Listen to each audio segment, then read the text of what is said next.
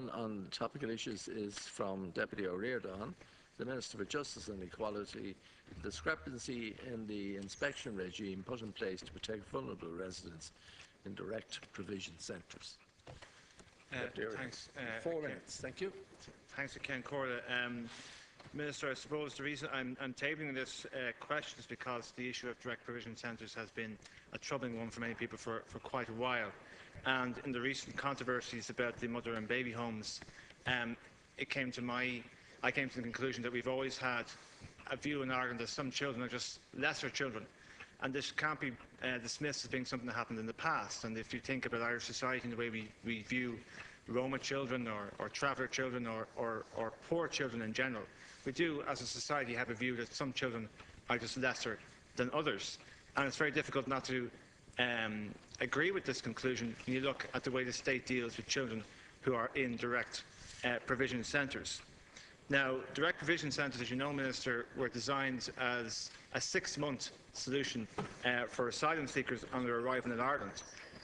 We have 35 of these centres in the Republic. 3 of them are purpose-built, so most of the time we're talking about hostels or other such unsuitable accommodation.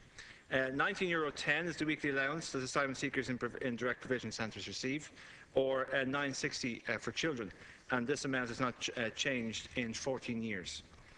59% of all residents have been in direct provision for longer than 3 years, and I repeat again that the initial intention was 6 months.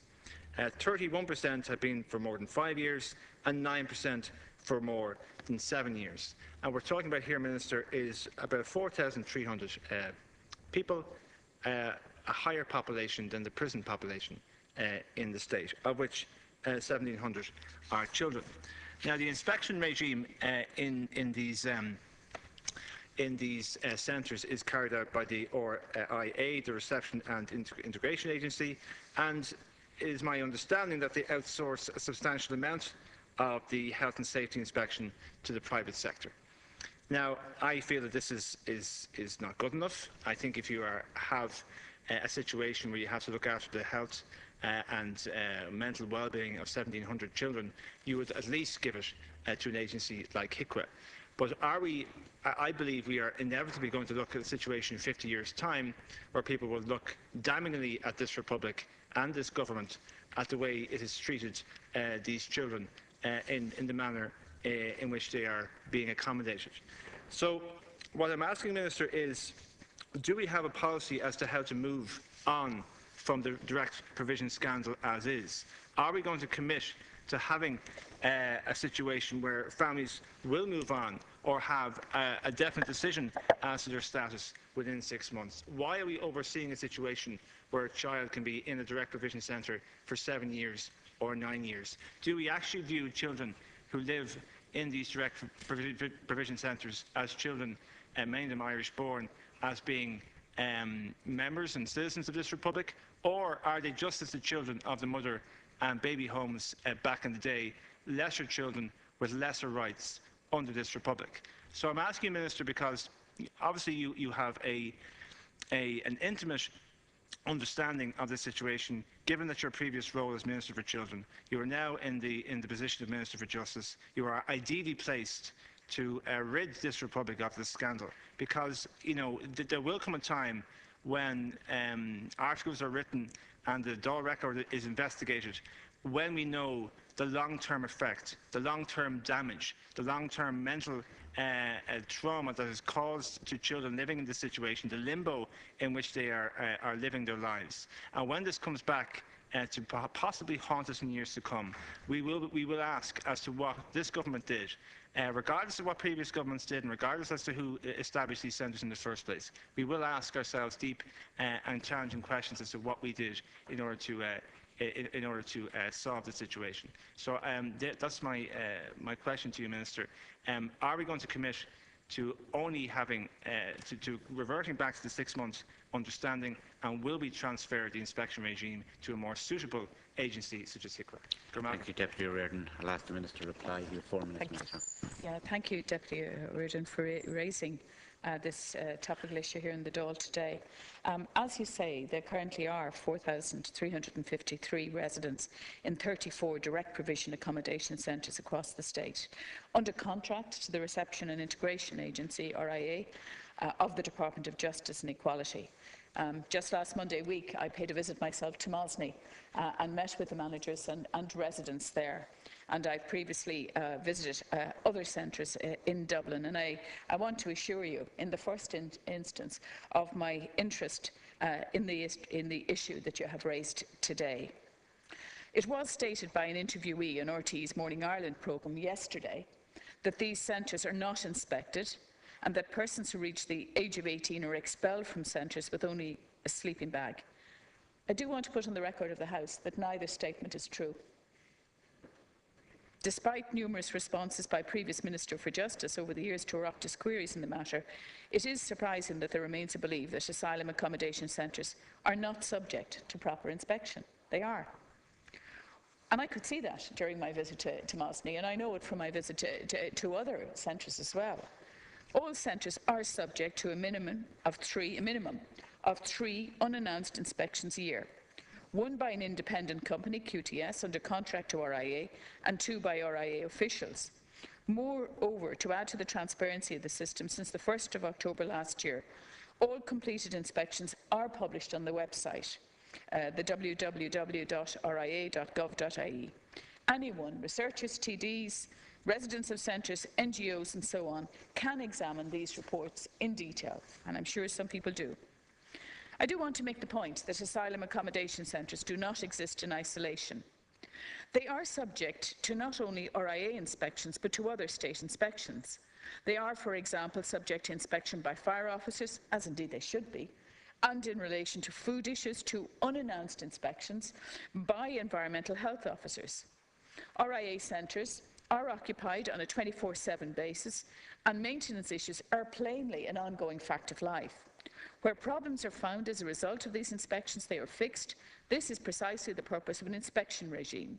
Some problems need time to fix. For example, in relation to overcrowding, all centres are subject to the requirement of the Housing Acts, 1996 to 2002. When a family increases in size, that these recommendations are no longer met, alternative suitable accommodation is offered. Some families do decline because they're obviously are settled insofar as they can be in those centres. I do want to say that RIA takes the issue of vulnerable persons in the system very seriously. I want to put on the record of the House that all Gardaí who work there, all staff in the centres are Garda vetted, and there are robust policies in place relating to child protection and sexual harassment and violence.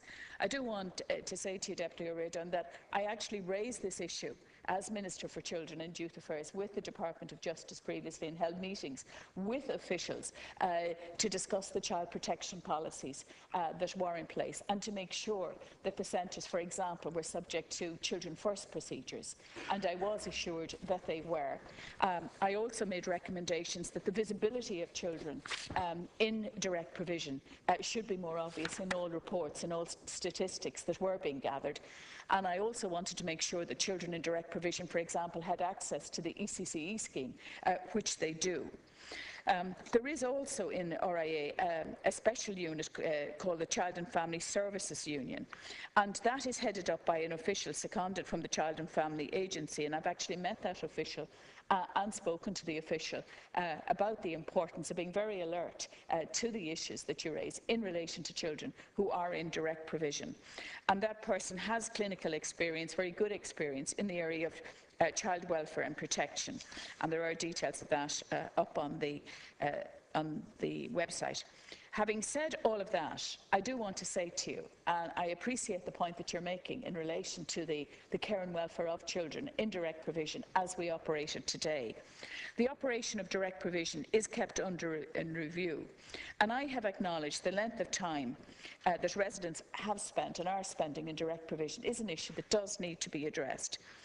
I mean, I have absolutely no desire for applicants to remain in the protection system any longer than the minimum period it takes to process their cases. And a lot of the issues that you are raising, they are on the agenda, and you're raising them today because of the length of time that many people are spending in the system, and I want to make a point about that. I mean, obviously the direct provision system is not ideal. It does facilitate the state in providing a roof over the head of those seeking asylum or seeking to be allowed on humanitarian grounds to stay in the state. But the direct provision system is inextricably linked to the surrounding international protection process. There's no question of that. And a key priority for the government has to be for us to bring in the legislative reform aimed at establishing a single application procedure for the investigation of all grounds for protection and any other grounds presented by applicants seeking to remain in the state. Because it is too complex at present. There's too many different elements to it. The various opportunities for judicial review, which invariably mean that rather than a decision being taken quickly, that the applicants are spending many years in indirect provision. In fact, I met some applicants in Mosney who've been there for 9 years. And that is not acceptable.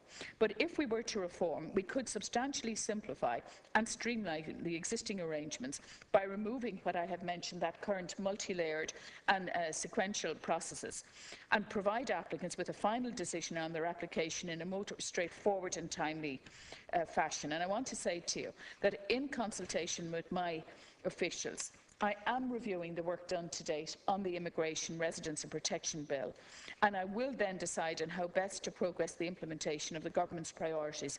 In particular, I want to examine whether by taking some sections of that bill we can expedite those relating to the establishment of a single application procedure, because that would transform what's happening to applicants who arrive in this country, and we could deal with some of the issues that have arisen because of the multi-layered nature of what has in fact been in place in this country over the last decade and longer.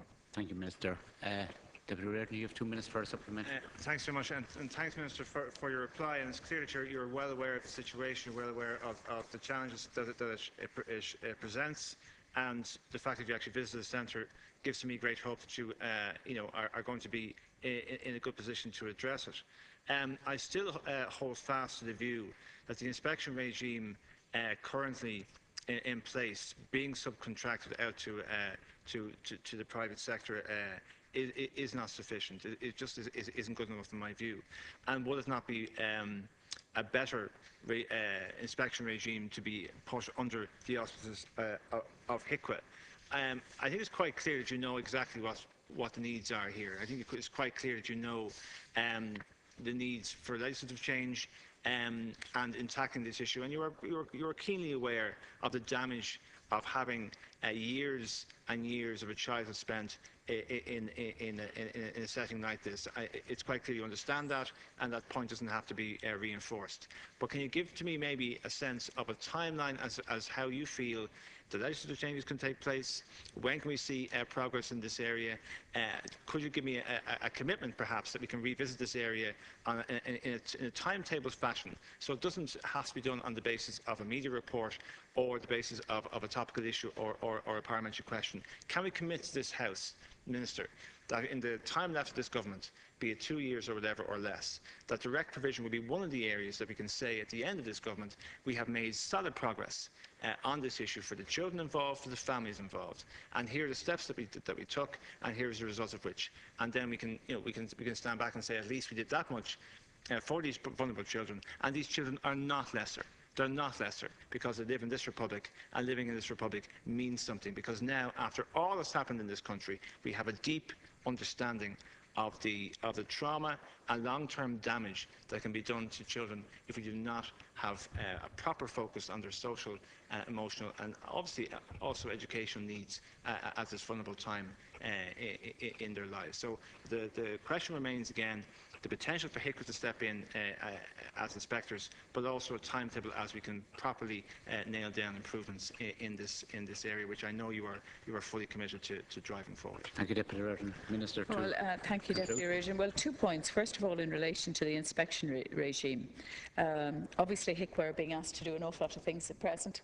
I know, as Minister for Children, I asked them to go in and look at child protection teams and examine precisely how they were getting on, what the benchmarks were there, and the progress that needed to be made, and that has started happening.